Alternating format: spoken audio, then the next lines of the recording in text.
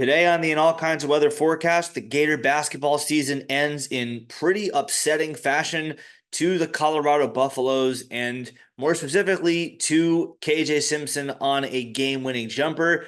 But it wasn't necessarily that last shot that has Gator fans talking. It has a lot more to do with that shot and some of the officiating that went into that loss.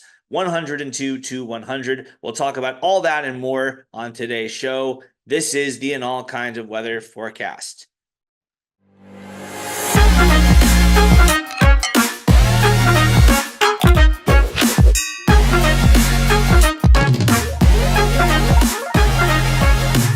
Welcome back to the In All Kinds of Weather forecast. I am your host, Neil Schulman. You can follow me on Twitter at All Kinds Weather and on Instagram at All Kinds Weather Blog. Also follow the show on Twitter at IAKOW Forecast.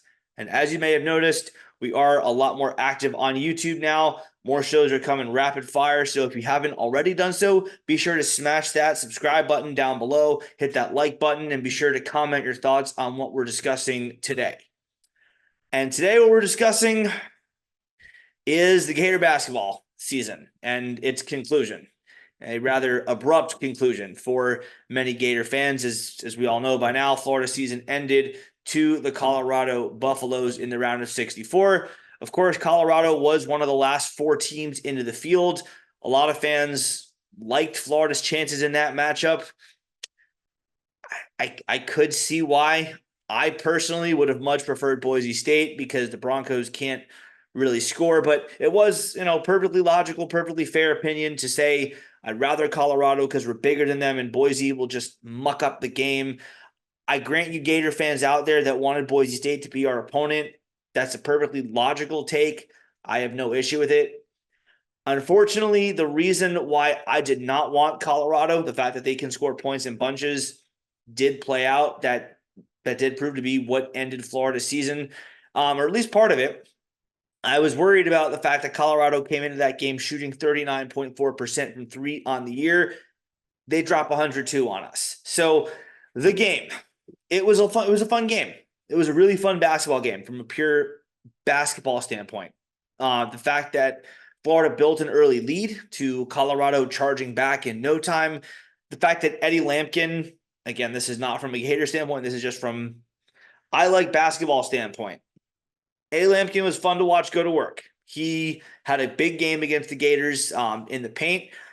The fact that it seemed like the Gators were dead, Walter Clayton put the team on his back, I should say, and brought the Gators back into the game. Florida was down 97-90 with 1:26 left, a three-score game with less than a minute and a half to go. And then Walter Clayton hits an and one, and then a deep three, and then an even deeper three to tie the game with 7 seconds to go. And then, as we all know, KJ Simpson hits the game-winning jumper to win the game for the Buffs. From a box score perspective, from a purely box score perspective, that's how the game went down. High scoring game, two great offenses, nice comeback at the end by one team, but then the team that was ahead for most of the second half pulled it out. If you just looked at the box score, or even if you just watched the highlights on YouTube, probably thinking, okay, fun game. Colorado just had one more shot in them and must have sucked for the Gators to lose. But that is not what Gator fans are talking about. That is not how this game is ultimately going to be remembered for a number of reasons. Gator fans are probably not going to remember Walter Clayton's 33 points or KJ Simpson going 7 for 12 from the field, or even the fact that Florida actually had a double-digit lead early in this game and blew it, finding themselves down by even more than that and erasing that even bigger deficit in the second half. No, it's going to be remembered for something different. Not for the players on the floor, which is sad because there were a lot of great ones on the floor. Cody Williams, Tristan Da Silva, Walter Clayton, Tyree Samuel, all great players on this floor. Not what the game is going to be remembered for. And before I really tear into the officials, I should put out a disclaimer. It's the same disclaimer I put out there after the Georgia baseball series a year ago when an umpire named Brian DeBrouwer ejected Florida pitcher Brandon Neely for nothing more than a "come on" or "let's go" and a fist pump at his own dugout, not the Georgia guys, at his own dugout. Got him tossed in the game. Brian DeBrouwer, name of the umpire who did that. So I'll say now what I said then. And the disclaimer is just being blunt. I could not be a ref. I cede that. I just admit that openly. I couldn't do that job. It is a difficult, difficult job. I did it for one summer at a sleepaway camp, and I just couldn't put up with it. I just couldn't do it. I'm not cut out for it. I would probably fight the coaches and the players and their parents if they ever gave me lip. I just am not cut out for it. So it is a difficult, difficult job, and I do have respect and admiration for those who put themselves in that position, even though I may not express it very often. I do want to put it out there that I do have respect for those who are out there. It is difficult to do. For all the criticism I hurl at the officials, again, I do empathize with them. It's not easy. I'll even say this. I don't think that they get paid enough.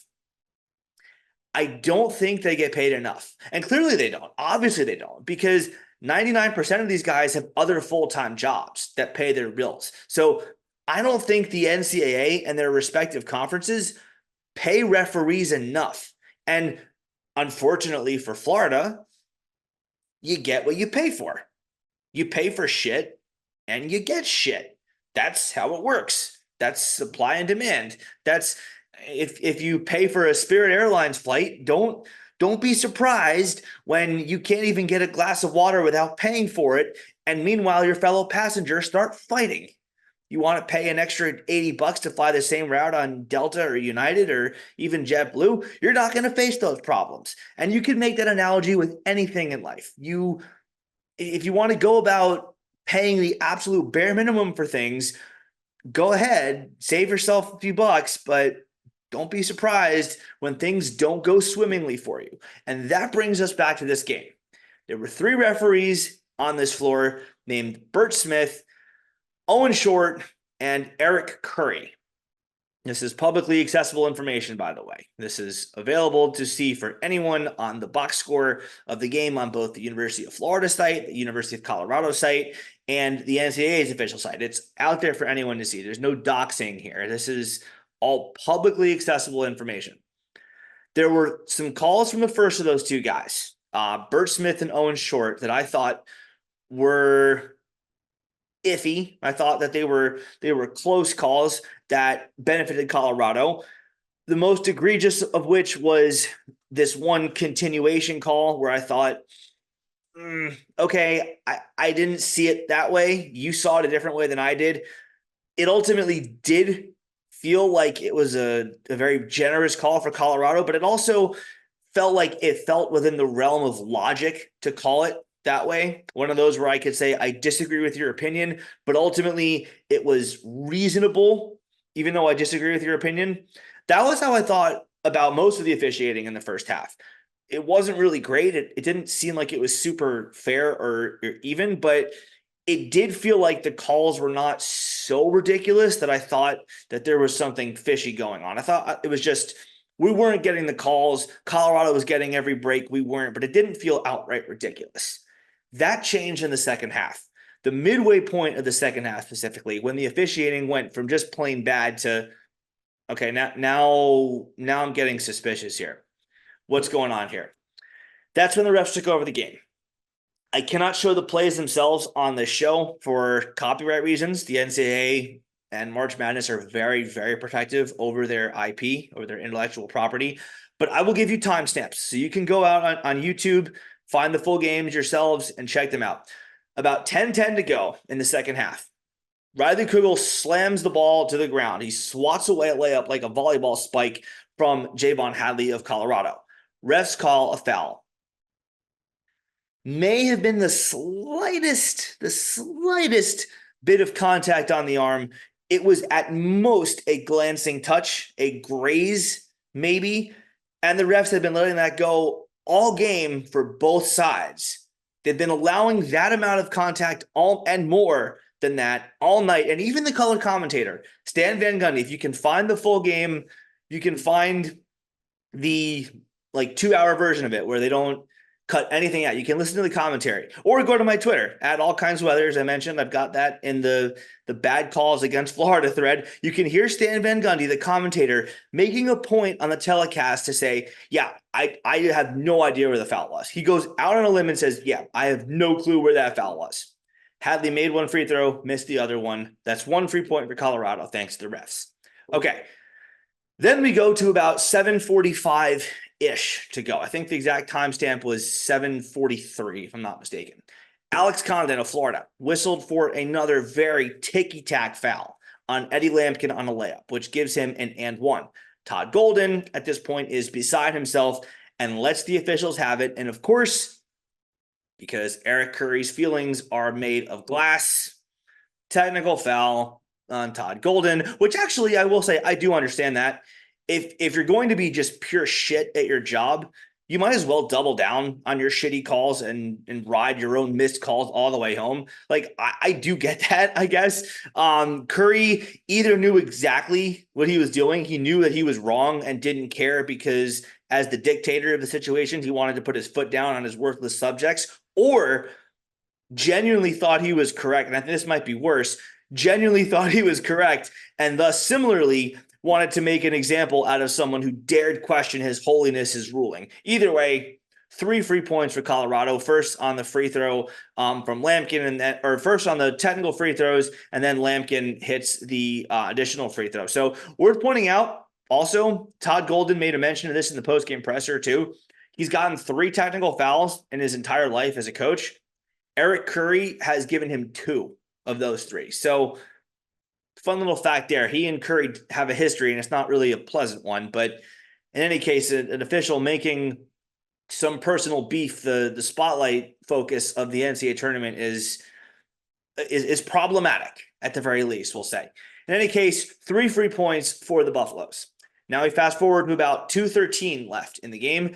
Alley-oop pass from Tristan Da Silva to Cody Williams at the rim, and Condon jumps up to try to break it up. And when I say he got all ball, I mean, there was maybe the most microscopic graze of contact, not from his hand, by the way, between Condon's upper arm and Cody Williams' upper arm. Their upper arms, like this part of their arm here, maybe like here or so, brushed against each other.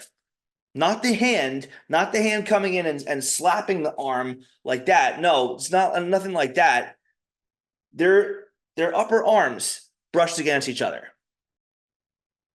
Called a foul on that. Like that's one. Alex Condon's hand never even touched Cody Williams at all. No part of his arm above his elbow ever touched Cody Williams' body at all. The contact was all made from his bicep area. There was 0 contact from any part of Condon above his elbow to any part of Cody Williams. Called a foul. Oh, and that was foul number 5. So Alex Condon was done. He had fouled out of the game on that. Just, another one where you have to look at it and go, okay, something's wrong here. Like that's not a call that anyone makes with any semblance of knowledge of the game or no vested interest. Like something smells really fishy here. You don't see that get called. It wasn't called in this game up to that point. But in any case, it was called here. So Condon unfortunately fouled out. And now we get to the game ender, where Florida had clawed back into the game. They were down 7 with about 1:26 to go. Florida ties the game on the second of a couple of threes from Walter Clayton, a really deep 3, but there's 6.8 seconds or so left in the game. KJ Simpson of Colorado driving the baseline. He pulls up, takes his elbow, and he shoves Zion Pullen out of the way. I mean, you guys have seen that. I don't need to react this out, but just reminding everyone, he shoves Pullen out of the way. Just takes the elbow and shoves him out of the way. Which, hilariously, he mentions in the postgame presser, he slipped. Yeah, which is exactly what tends to happen when you forearm someone backwards. But in any case, no call. Should have been an offensive foul. It wasn't. Just another egregious miss. In fact, this is not a video. I can just show the plain still of this for the audience here, in case you have not seen it. Here are 5 still shots of KJ Simpson extending his arm in a full shove into either the chin, the upper ribs, or the neck.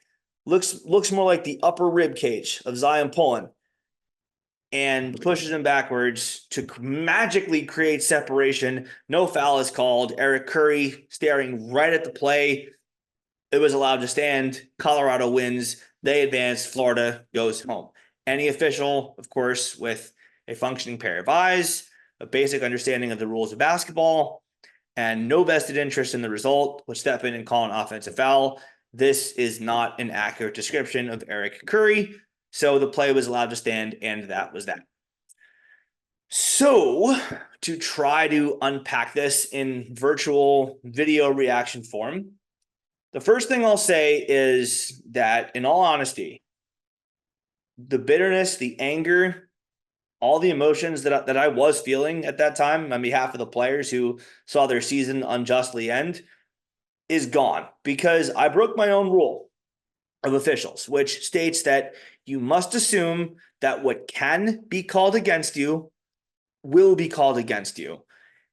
Any way in which the officials can help your opponent, they will help your opponent. What can go wrong will go wrong. You have to go into every game with that mindset. You have to assume that the game is going to be adjudicated with all the fairness of a Kim family-led courtroom in North Korea. And I know that's a ridiculous comparison. I know this is just a game. I know that they're actually starving and brainwashing people there. I get that. Well aware of that. That's not the point. The point of the analogy is you have to go into every game assuming that the officials are biased and will be looking to screw you over. The onus is on you to play well enough that it doesn't matter. If you assume that the officials are going to be as fair as the officials are in North Korea, then you're going to try to win the game by 30 points, not by 2 points, and thus it's not going to matter. So Florida was in a very close game for most of the way. They let it get down to the final minute of a very close game. They weren't up by 10. They weren't up by 15 in the last couple minutes. Left it in the officials' hands. And what happened, happened. That's the rule that I've lived by for years as a Gator fan. And as a former athlete myself, again, you give yourself that margin for error. You don't let the officials decide it for you. Florida did that. In some games this year, like when they blew out Alabama, they blew out Auburn. No, they did that. But in this game against Colorado, they were not able to establish any breathing room late, put themselves in a hole, and what happened, happened. So to that point, a lot of people, including some Gator fans who don't like to blame the officials under any circumstances, they'll say, well, we played terrible defense. We gave up 102. And you know what? Again, on the surface, that's fair. Control what you can control. You can control whether you play good defense or not. Giving up 102 points says that we played terrible defense. And, well, that looks like we dug our own grave there. But about that, did we? Did we really play that awful defense? I mean, yes, sure, 102 points is 102 points, but were all those 102 points really our fault? Because we tried to play good defense. Alex Condon tried to break up some entry passes. He tried to block some shots. Riley Kugel tried to reject a layup attempt.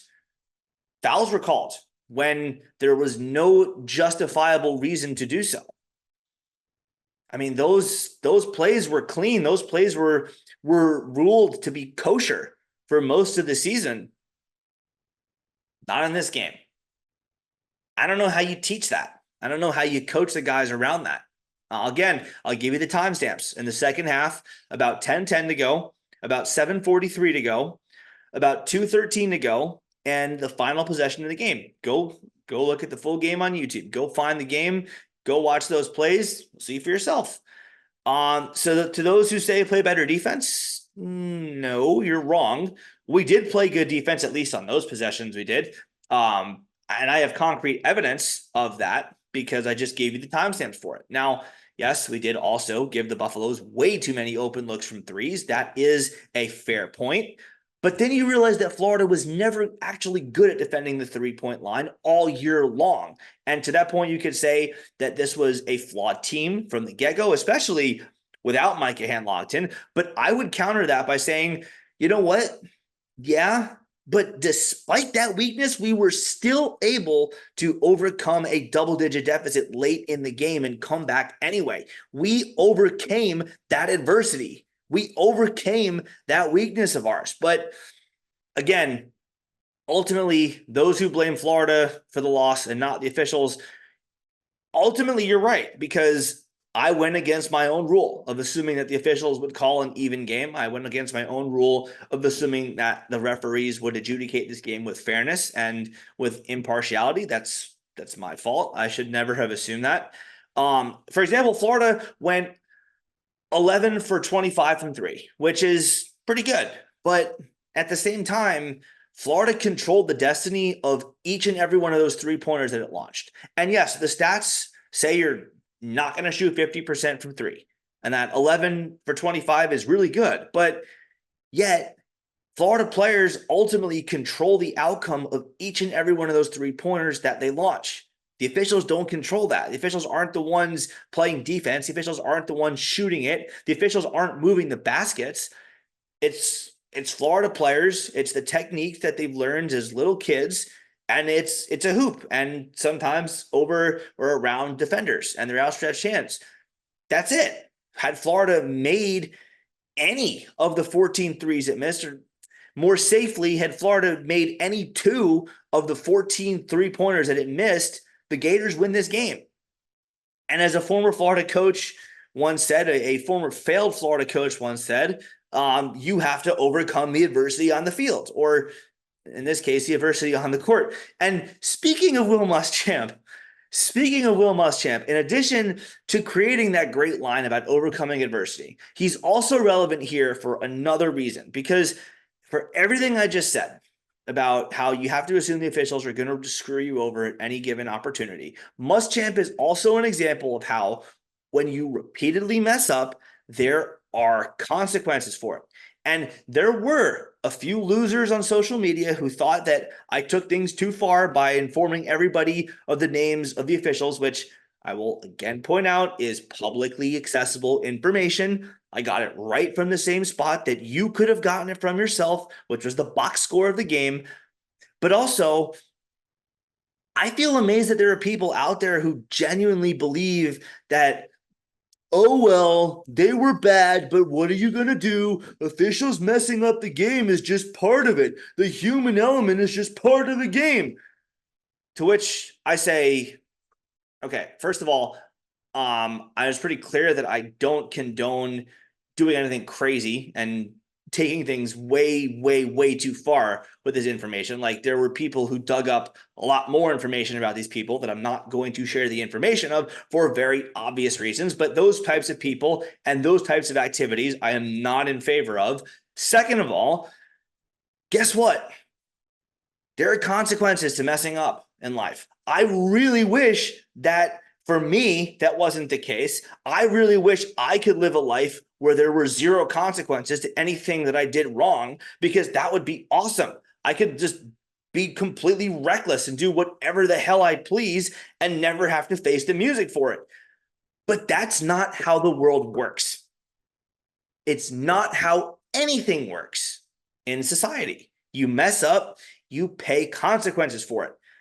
I also have to point out, I feel like it's pretty clear that the people who are saying this also would not grant me a lack of consequences for mistakes that I made had I made them public to them. It's very amusing how that little bit of irony plays itself out in real time. But also, no, there definitely were consequences. There definitely were consequences, because Eric Curry, the referee responsible for the worst of the officiating in that game, was barred from officiating the rest of the NCAA tournament.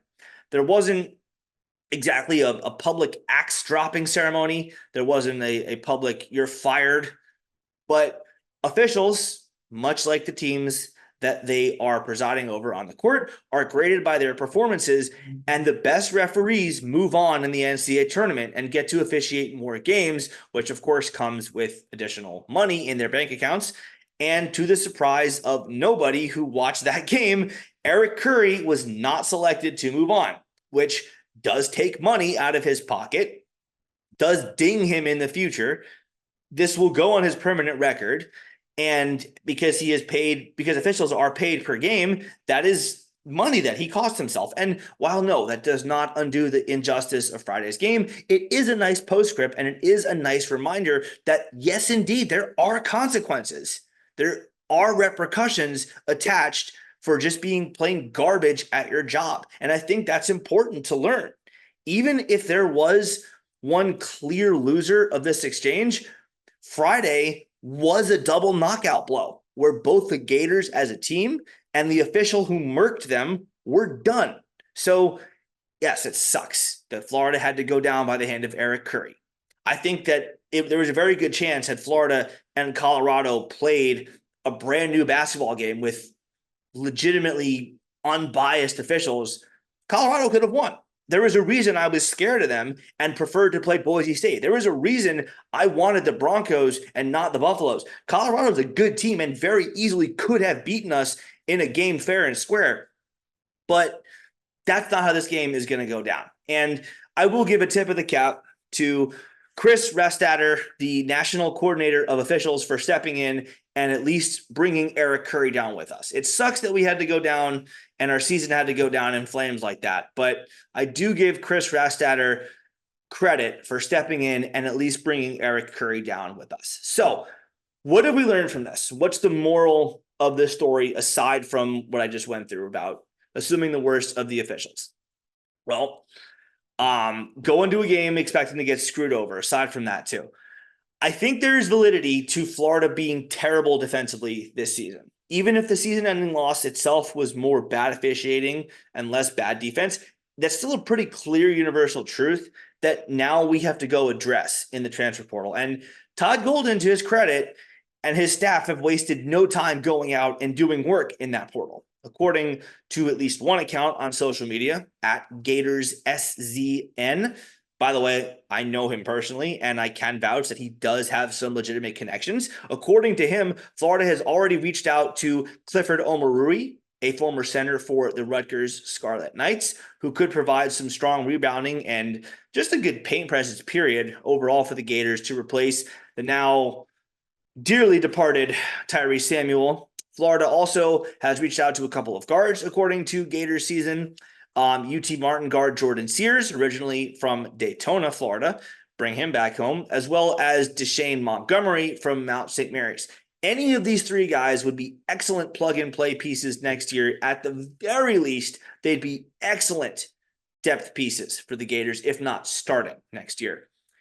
And now, unfortunately, that we have to bring this back up again, but the reason we are so crippled, or not crippled, the reason that we are so forced to go and land the jackpot in the transfer portal with the big guys, aside from the fact that we're still unsure of the status of Micah Handlogten with his broken bone, the reason we have to go portal so heavily is the same reason why I continue to harp on Mike White, also known as Mid-Major Mike, also known as our former coach, our previous Gator coach, because for those who don't know the story, back when he was still the coach of Florida, the Gators had the inside track to land a big guy out of Spartanburg, South Carolina, named PJ Hall, who, if you've been paying attention this March Madness, is currently a star for the Clemson Tigers.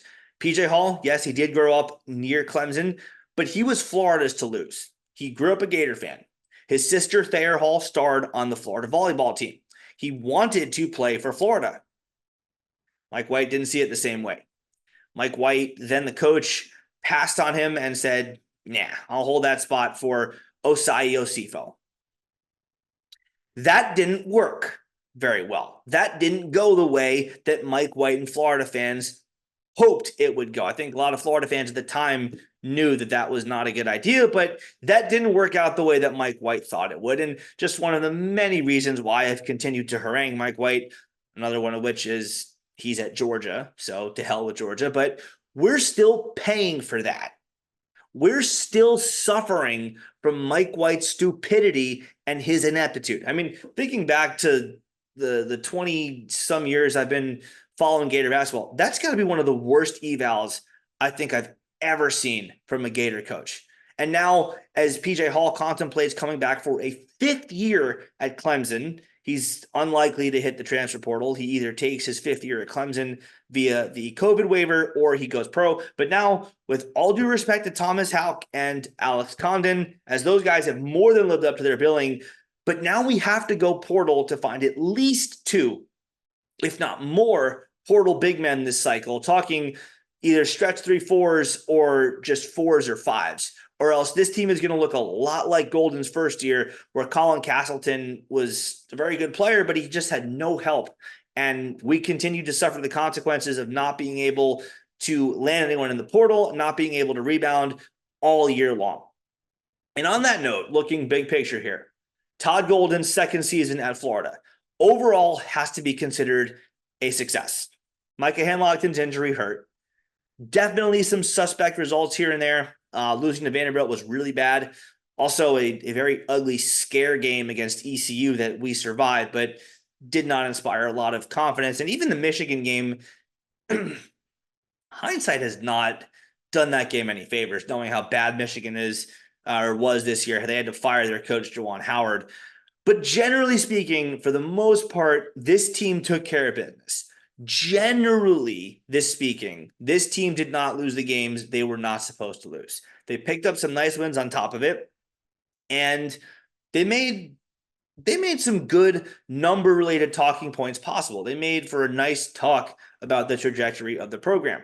11-7 in the SEC. That's an improvement from 9-9 in the SEC in Golden's first year.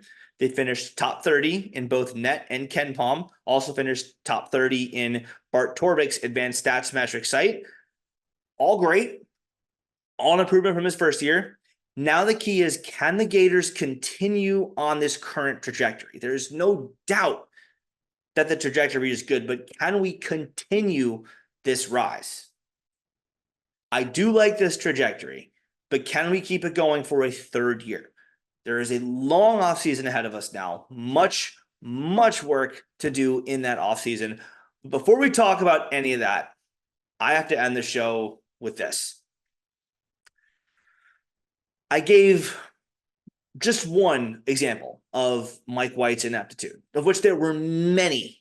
And over time, the Mike White cycle became very familiar. Recruit fairly well, start the year with a bang by beating a good team in a preseason tournament or a showcase event or something, lose to a terrible team at home in December or early January to undo that momentum, and then play out the string and trade in some good wins for awful losses, the worst of which Texas Southern, a winless SWAC team, but also included in their top or sub top 125 net teams like Georgia and South Carolina, and a Mississippi team down 3 starters, and eventually finish 9-9, 10-8, or 11-7 in the SEC, somewhere between a 6 or a 10 seed in the NCAA tournament. Win the first game, lose the second game, like clockwork, every single year. Finish between 5th and 8th in the SEC, lose around a 32. Year after year after year after year. And it got to the point where a lot of Gator fans, myself included, checked out. I mean, yes, sure, of course, we would continue to root for the Gators. We would continue to root for the players and the logo in all kinds of weather, because that's what that means. Nobody switched teams. Nobody looked for another college basketball team to root for. But, they exist. They're just another Gator team, like Gator soccer or Gator track or Gator swimming. We wish them well. We want them to win, but if they don't, whatever. There's baseball and softball coming up next. Who cares? Losses didn't sting anymore towards the end of Mike White's tenure. I mean, if you're going to watch Yonte Maiden hit 4 uncontested threes in a row You're going to watch Chris Silva walk off dunk you to death because he gets behind the entire defense and you put nobody on the inbounds, man. You watch Texas Southern come in and desecrate the Gators' home floor. There's just no reason to get mad anymore. It is what it is. You know, it's an unserious basketball program with an ending that you know in advance. It sucks, but that's just what it was. This loss at the hands of Colorado, on the other hand, or should I say at the hands of Eric Curry, it hurt. It stung. And you know what? Maybe Todd Golden isn't ultimately the guy to win championships at Florida, but it's something different than what we knew would not be resulting in championships. And yes, Scott Strickland's hand was forced here. The how or why doesn't matter. The fact is there is new energy with Gator basketball. There's one where losses sting, and there's one in which there's reason to care again. And even though Todd Golden's second year did resemble, at least from a number standpoint, the end of Mike White's tenure, by which I mean the last 4 seasons in a row of Mike White's tenure at Florida, even the last 5 years in a row, the trajectory is different and the feel is different. It feels like there could be something special here. That's our show. Be sure to like, to subscribe, comment your thoughts below. Go Gators in all kinds of weather. We will stick together for FLORIDA.